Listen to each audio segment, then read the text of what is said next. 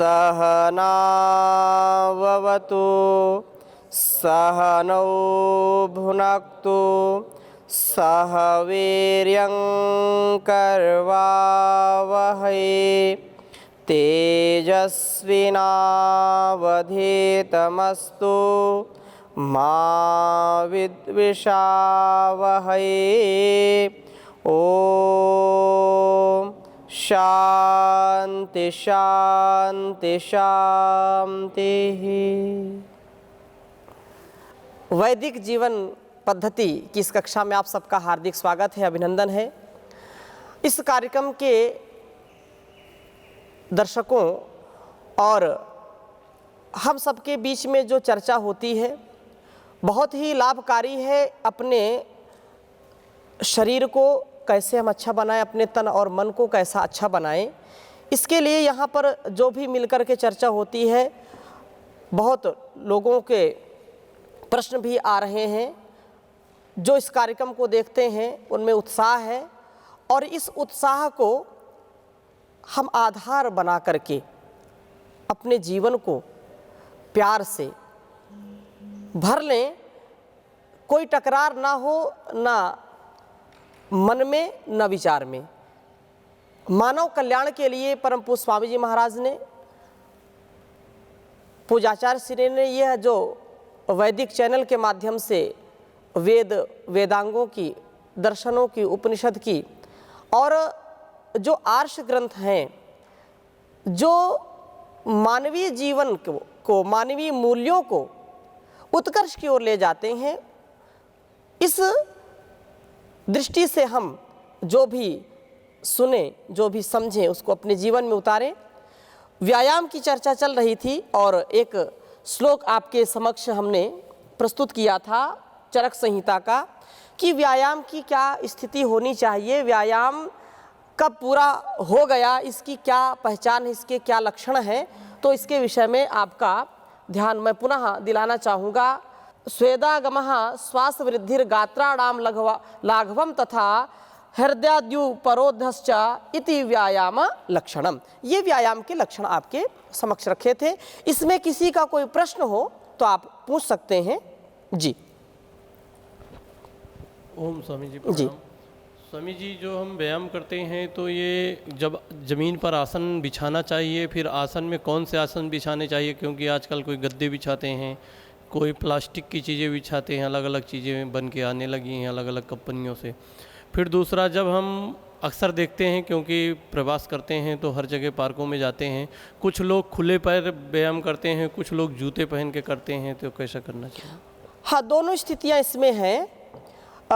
जब वह टहल रहे हैं या घास में नंगे पैरों से यदि आप टहलते हैं सुबह, तो अच्छा होता है वो, लेकिन वो टहलें।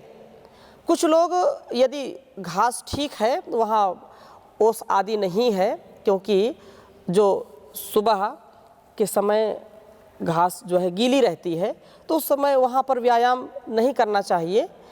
आसन के ऊपर करें, अति उत्तम है।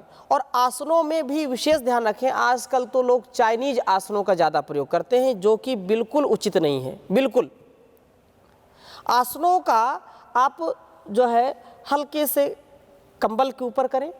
पहले बहुत अच्छे से कंबल आते थे, पतले से, उनके ऊपर करें, या मोटे कुछ चटाई आदि का प्रयोग करें, अति उत्तम है। लेकिन जो लोग जो प्लास्टिक की या मैट आती हैं या फोम के बड़े मोटे गद्दों में करते हैं, वो उचित नहीं है। उससे शारीरिक संतुलन भी अच्छा नहीं होता है, बनता नहीं उससे, और वह जो है व्यक्ति उसका आदी हो जाता है, वो बिल्कुल उचित नहीं होता हमारे लिए जी। ओम स्वामी जी जी, जैसा भी प्रश्न आया, आसन की बात आई, तो बिल्कुल सही है। जो मैं भी समझ पाया हूँ, जो मुझे लगता है, कुचालक आसन की बात कही गई है। जो भी साधना का काल का समय है, जो हमारी ऊर्जा है वो प्रार्थी की ओर अर्थ ना हो, जो कुचालक प्राणायाम का आसनों का समय प्रयोग है करें। या आसनों का समय है, तो उस समय आप वैसे आसनों का प्रयोग करें जो है पृथ्वी से आपकी जो है दूरी बना के रखें आपका, क्योंकि जो ऊर्जा का संचार शरीर में होता है वह नीचे न उतर पाए। हाँ, कुचालक आसन कुचालक आसन, विद्युत का कुचालक और सुचालक दो प्रकार के जो है वस्तुएं होती हैं। तो विद्युत की जो कुचालक है, ऊर्जा की जो कुचालक है, जिन पर वो चलायमान नहीं होता है, जी, उन आसनों का प्रयोग करें। लेकिन मैंने एक बात और कह दी कि जैसे जो बहुत ही प्लास्टिक का प्रयोग करते हैं चाइनीज आसनों का, वो कुचालक तो है लेकिन वो हमारे लिए उचित नहीं, अच्छा नहीं है वो। जी जी। वो उससे वैसे कंबल आदि का प्रयोग सबसे अच्छा है। वो गंदे भी जल्दी हो जाते हैं, उनको साफ भी ठीक से नहीं कर सकते हैं, और वह लोग क्या करते हैं, सस्ता मिलता है तो उसका प्रयोग करते हैं। उसका प्रयोग ना करके हमको ऐसे जो है मोटे आसनों का प्रयोग करें, सूती आसनों का प्रयोग करें, अथवा मैंने कहा एक पहले विशेष प्रकार का कंबल जैसा आता था पतला, उसका प्रयोग कर सकते हैं, बहुत उत्तम है वो। जी स्वामी जी। जी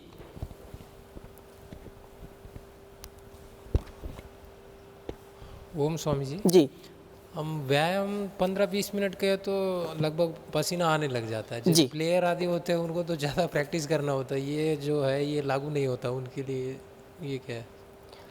अभ्यास से, बिल्कुल ठीक आप बात कर रहे हैं। अभ्यास से जो जैसे कहा कि प्रत्येक जो है स्वास्थ्य के चाहने वाले को 20 से 30 मिनट का भरपूर व्यायाम करना चाहिए, उचित है।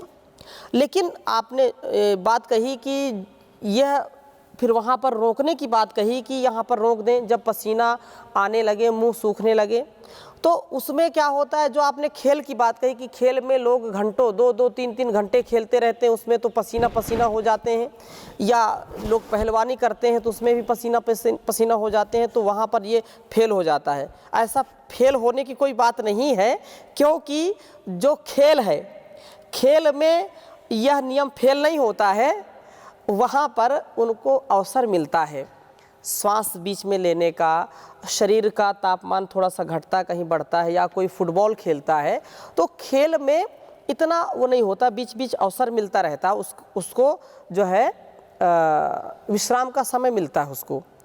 लेकिन ये बात जब हम लगातार व्यायाम करते हैं तो मुंह सूखने लगे, गला सूखने लगे और ज़्यादा पसीना आ जाए फिर भी आप लगे हैं तो वो हानिकारक है। खेल के समय ऐसी स्थिति नहीं होती है कि कोई फुटबॉल खेलने लगे और उसका बीच में गला सूखने लगे। हाँ, गला सूखता है तो वो थोड़ा सा उसको विश्राम भी मिलता है। जी। ओम स्वामी जी प्रणाम। स्वामी जी, आसन या योग करते समय पानी पीना चाहिए कि नहीं पीना चाहिए, उसके बारे में आप बताइए। हाँ, तो इसमें जैसे कुछ खेल के समय तो बीच बीच में लोग थोड़ा थोड़ा पीते हैं।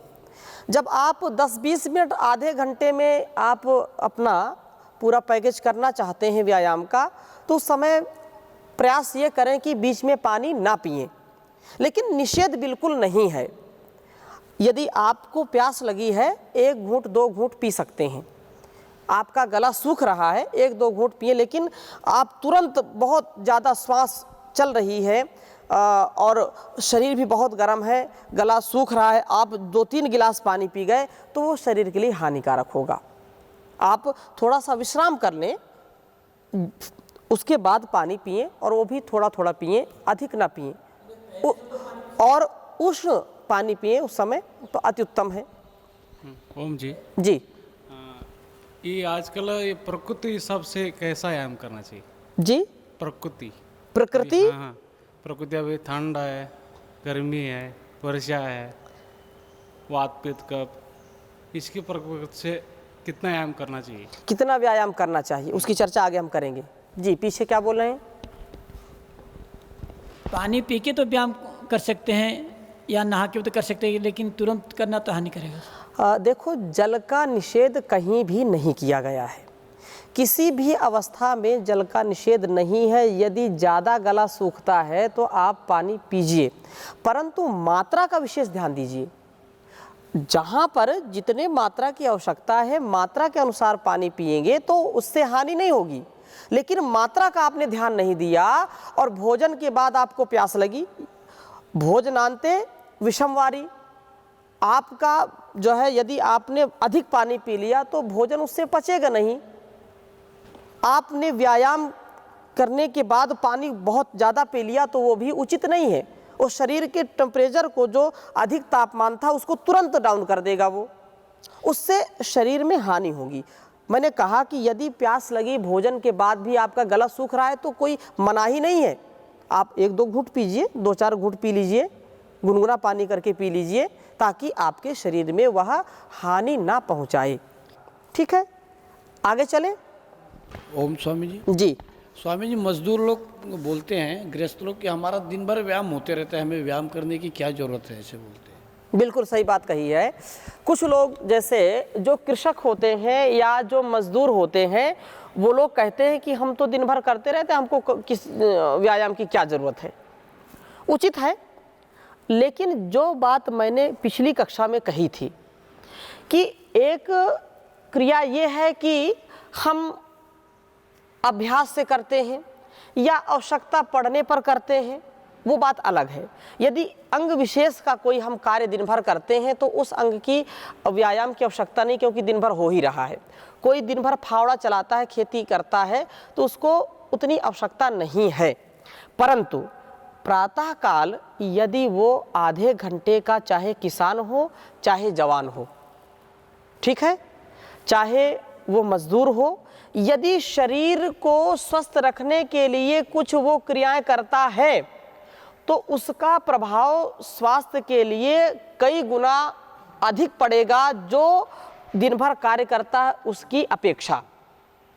पुनः इस बात को मैं दोहराता हूँ, जो व्यक्ति दिन भर कार्य करता है, कोई मजदूरी करता है या कोई जो है खेती करता है, अच्छी बात है, लेकिन आप ये समझिए कि हमारे पूर्वज चाहे किसान रहे हों चाहे जवान रहे हों, उनकी ये दिनचर्या थी कि सुबह उठ करके तेल मालिश करना और दंड लगाना, दौड़ना या टहलना, ये दिनचर्या थी। वो भी कृषक थे। और आज भी गाँव में आप जाओ तो कुछ लोग दंड लगाते सुबह मिल जाएंगे आपको, कुछ पहलवानी करते मिल जाएंगे। अनेक प्रकार से व्यायाम का जो तरीका है वो अपनाते हैं, लेकिन प्रातः काल का जो ये काल है व्यायाम का, उसको करने से कुछ विशेष कई गुना लाभ अधिक मिलेगा, बजाय आप दिन में जो कार्य करते हैं। वो कार्य करते हैं लेकिन वो प्राणवायु का संचार उस समय हो नहीं पाएगा। जितना व्यायाम करने के समय आप ऑक्सीजन का अवशोषण करते हैं, जो है प्राणवायु अच्छी प्रकार से जाती है, शुद्ध प्राणवायु का आप सेवन करते हैं, उतना आप दिन में जो पुरुषार्थ करते हैं उतना उसका ऑक्सीजन का लेवल शरीर पर नहीं चढ़ सकता, नहीं आ सकता। इसलिए व्यायाम तो सबको थोड़ा बहुत करना ही चाहिए। दिन भर वो मेहनत करते हैं तो जिन अंगों से वो मेहनत नहीं कर पाते हैं उन अंगों का व्यायाम करना चाहिए। और जो मैंने कहा कि व्यायाम करने वाला व्यक्ति अंदर से भी मजबूत बनता है और बाहर से भी मजबूत बनता है, इसलिए ये तर्क अधिक उचित नहीं है। स्वामी जी, जैसे आज आधुनिक युग में बच्चे सुबह से क्रिकेट या फुटबॉल खेलते हैं, क्या ये व्यायाम में ले सकते हैं? क्या इनको कर सकते हैं, व्यायाम कर सकते हैं, ये व्यायाम की कैटेगरी में ले सकते हैं इसको। लेकिन सभी अंगों का समुचित जिन खेलों में उपयोग नहीं होता है, तो जिन अंगों का नहीं होता उनके लिए उनको विशेष करना चाहिए। बार बार वही बात आएगी, दिन में जो कार्य करेंगे उसकी अपेक्षा प्रातः काल जो आप व्यायाम करेंगे, आप प्राणायाम करेंगे, उससे 10 गुना 1000 गुना लाभ अधिक मिलेगा। जी आगे चलें। तो इस क्रम में आगे और हम चर्चा करेंगे, क्योंकि व्यायाम हमारे लिए नया आयाम तैयार करता है, स्वास्थ्य को अच्छा बनाता है, और स्वास्थ्य हमारा अच्छा रहेगा तो हम स्वस्थ समाज की, स्वस्थ परिवार की कामना कर सकते हैं। और जो लोग अधिक व्यायाम करते हैं, जो अति कर देते हैं, तो अति सर्वत्र वर्जयेत, अति कभी नहीं करनी चाहिए। अधिक व्यायाम, पहले भी आप में से किसी ने प्रश्न किया था कि अधिक व्यायाम करते हैं या सुबह व्यायाम करते हैं। भाई संजय जी ने कहा अधिक जो है व्यायाम सुबह नहीं करें, नहीं तो नींद आती है। जब अधिक आप करेंगे तो स्वाभाविक सी बात है कि उसकी हानि आपको उठानी पड़ेगी। जो उचित मात्रा में अभ्यास से जो चीज़ें आती हैं वो सर्वोत्तम होती हैं। तो इसके लिए एक श्लोक आता है चरक सूत्र में, कह रहे हैं श्रमः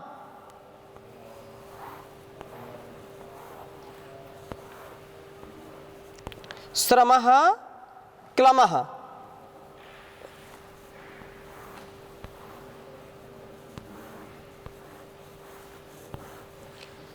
श्रमः क्लमः क्षयस्तृष्णा।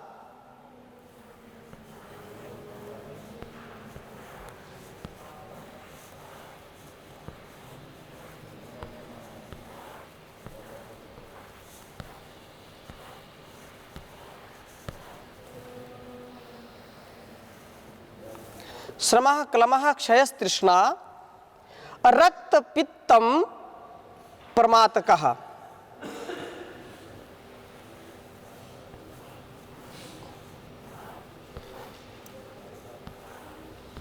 रक्त पित्तम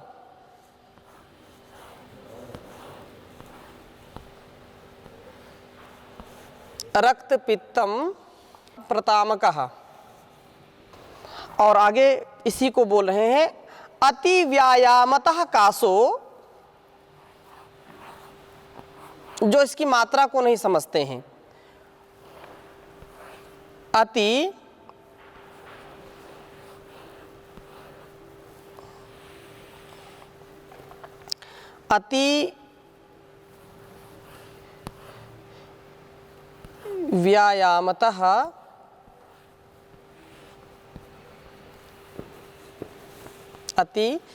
व्यायामतः कासो।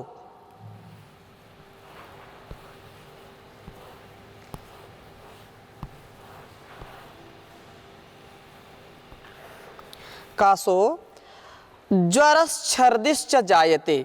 बहुत अच्छी बात कही।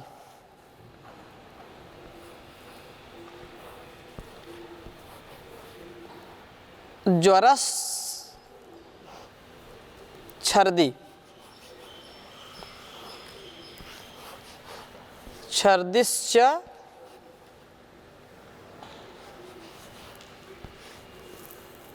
जायते।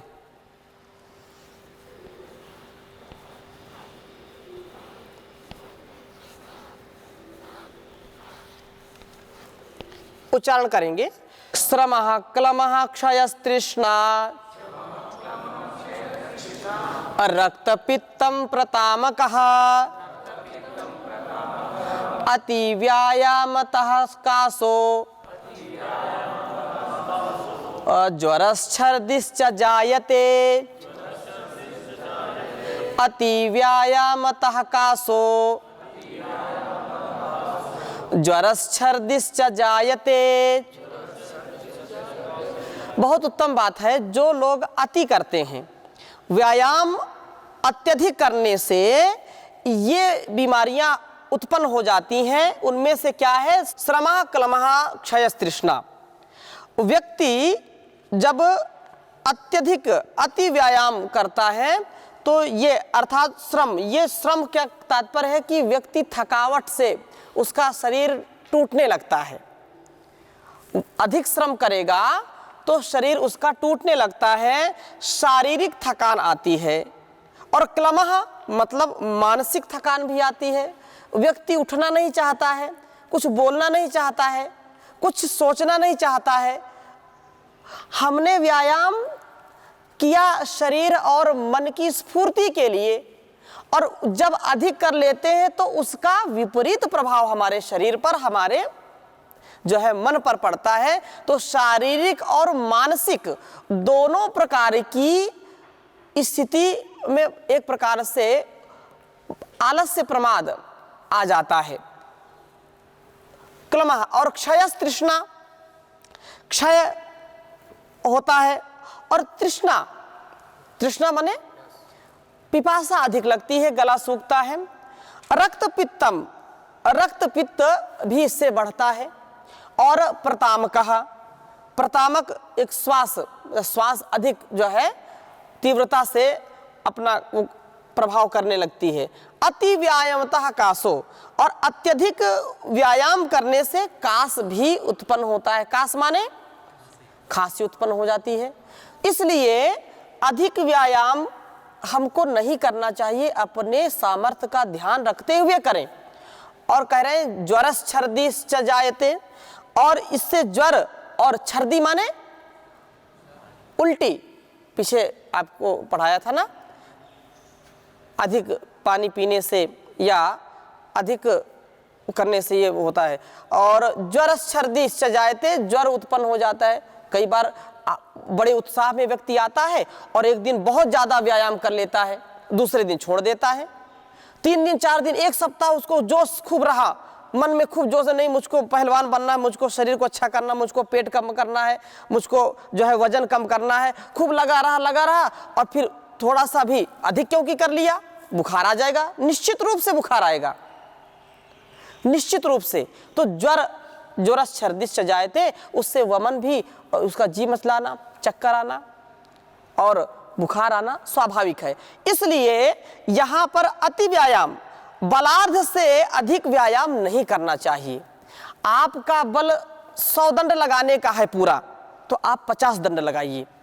आपको जो है थकान 5 किलोमीटर जाने में नहीं होगी, 5 किलोमीटर तक बढ़िया जा सकते हैं, तो आप 2 किलोमीटर 3 किलोमीटर ही जाएं। अपने बल से आधा बल ही प्रयोग करें अपने व्यायाम के लिए। और इससे अधिक व्यायाम करने पर सबसे बड़ी हानि हृदयाघात हो सकता है, आपको मृत्यु भी हो सकती है। ये डरा नहीं रहा हूं, जिनका अभ्यास बहुत अच्छा है वो 5 किलोमीटर नहीं 10 किलोमीटर 20 किलोमीटर दौड़ लगाते हैं। जिनका अभ्यास है वो 100 नहीं 500 दंड लगाते हैं, 1000 दंड लगाते हैं, उनको कभी ऐसी चीज नहीं होती। क्यों? क्योंकि उन्होंने अभ्यास को परिपक्व कर लिया है, अभ्यास को बढ़ा लिया है। लेकिन जो अभ्यास नहीं बढ़ा पाता है उसको यह बीमारी, यह समस्या उठानी पड़ेगी। और कहीं आगे बात की, चरक संहिता में आगे पहले जो श्लोक आपको लिखाया था उसमें यह संकेत किया गया था।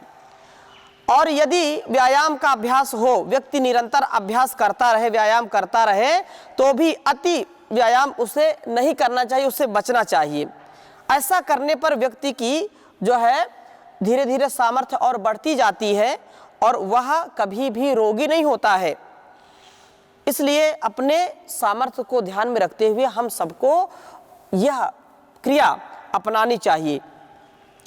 और कुछ बातें ऐसी हैं कि जिनको सर्वथा व्यायाम नहीं करना चाहिए, उनके विषय में भी चर्चा आती है कि जो व्यक्ति कमजोर है, जो व्यक्ति अस्वस्थ है, बीमार है और भूखा है, उस स्थिति में व्यायाम नहीं करना चाहिए। उसके लिए भी बहुत ही अच्छा श्लोक यहाँ पर उद्धृत किया जा रहा है, आप इसको लिख सकते हैं। और जो भी यहाँ से हम देख समझ रहे हैं, सुन रहे हैं, उसको अपने व्यवहार में लाएंगे तो अत्यधिक लाभ मिलेगा। बहुत सुंदर बात कही है, इनको बिल्कुल ध्यान में रखना चाहिए।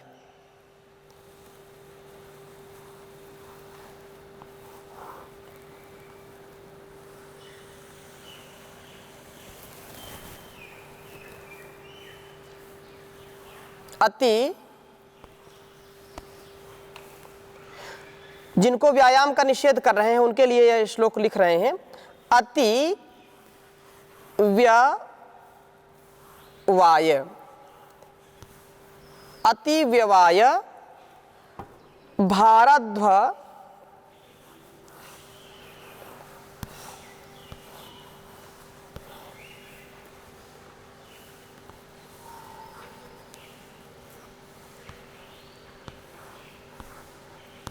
अति व्यवाय भारद्वा कर्मभिश्चाति कर्षिता।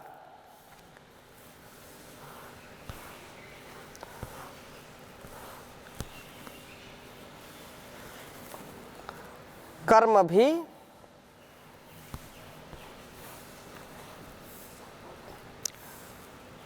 कर्मभिश्चाति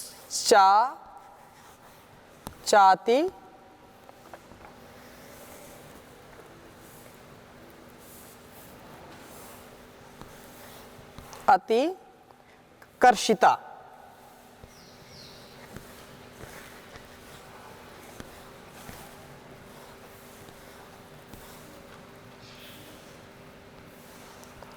एक ही शिरोरेखा में पूरी पंक्ति आ गई। चातिकर्षिता और क्रोध शोक भयायासैः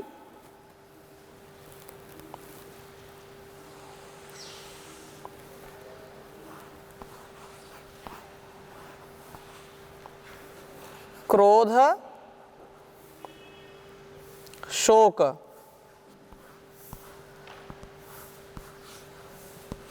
क्रोध शोक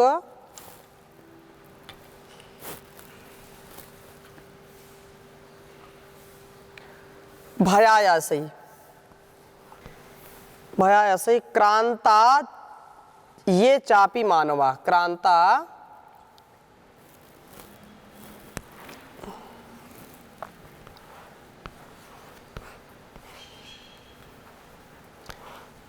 क्रांता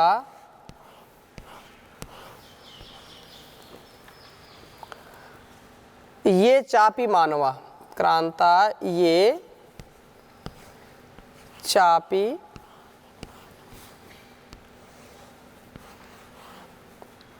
मानवाः।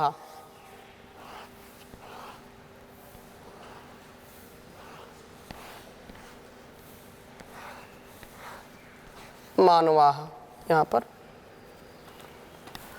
उच्चारण करेंगे। अति व्ययाय भाराध्वा कर्मभिश्चाति कर्षिता क्रोध शोक भयायासैः क्रांता ये चापि मानवाः। कह रहे हैं कि जो बातें इसमें लिखी हैं बहुत ही उत्तम हैं और अति व्यायाम जो व्यक्ति करता है इन से उसको विशेष हानि होती है। इसलिए व्यायाम का जो निषेध यहाँ बताया गया है कि अति व्यवाय जो अत्यधिक संग करता है, जो अत्यधिक ब्रह्मचर्य का नाश करता है अथवा अत्यधिक जो है व्यायाम नहीं करता है और विषयों में जो आसक्त व्यक्ति है उसको व्यायाम का निषेध किया गया है। क्योंकि अभी समय हो गया है, यहीं पर विराम करते हैं। शेष चर्चा इससे भी और अधिक करेंगे इस विषय में। अभी यहीं पर विराम देते हैं। ओम शांति शांति शांति।